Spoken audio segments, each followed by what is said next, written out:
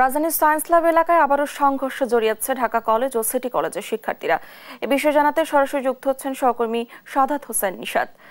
নিশাত, এখনকার পরিস্থিতি কেমন দেখছেন? আসলে আপনারা জানেন যে আজকে কিন্তু ঢাকা কলেজ এবং সিটি কলেজের শিক্ষার্থীরা তারা কিন্তু সংঘর্ষে জড়িয়েছে। এর আগেও আমরা বেশ কয়েকবার দেখেছি ঢাকা কলেজ এবং সিটি কলেজের শিক্ষার্থীদের মধ্যে যে সংঘর্ষের ঘটনা। তো আজকে মূলত সংঘর্ষটি যে কারণে ঘটেছে সেই বিষয়ে কিছুক্ষণ আগে রমনা জোনের যে পুলিশ কমিশনার তিনি আমাদেরকে যে বিষয়টি জানিয়েছেন।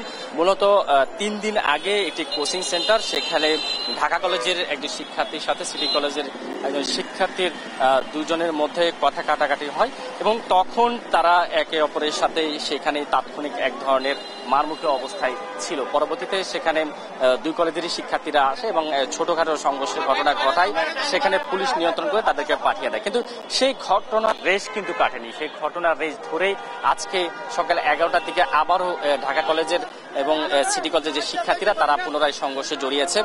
ঢাকা কলেজের শিক্ষার্থীদের দাবি তাদের একটি বাস সিটি কলেজের শিক্ষার্থীরা তারা আটকে রেখেছিল এবং তার জেরে তারা ইন্টারমিডিয়েটের যারা আছে তারা আবার সিটি কলেজের দিকে লাঠিসোঁটা নিয়ে ধাবিত হয় এবং পরবর্তীতে আবার সিটি কলেজের শিক্ষার্থী যারা আছে তারাও কিন্তু একই দাবি করে যে তাদের বাস আটকে রাখা হয়েছিল এবং এক পর্যায়ে দুই গ্রুপের যে সংঘর্ষ সেটি কিন্তু দফায় দফায় থেমে থেমে কিন্তু চলছে। এবং আমরা যদি এখন দেখানোর চেষ্টা করি, এখন কিন্তু সিটি কলেজের শিক্ষার্থী যারা আছে তারাও কিন্তু এক ধরনের আসলে মারমুখী অবস্থায় আছে এবং সেই ক্ষেত্রে যদি একটু দেখানোর চেষ্টা করি, এখানে কিন্তু আবারও পুলিশ ধাওয়া দিচ্ছে এবং সিটি কলেজ শিক্ষার্থীদেরকে ধাওয়া দিচ্ছে এবং এক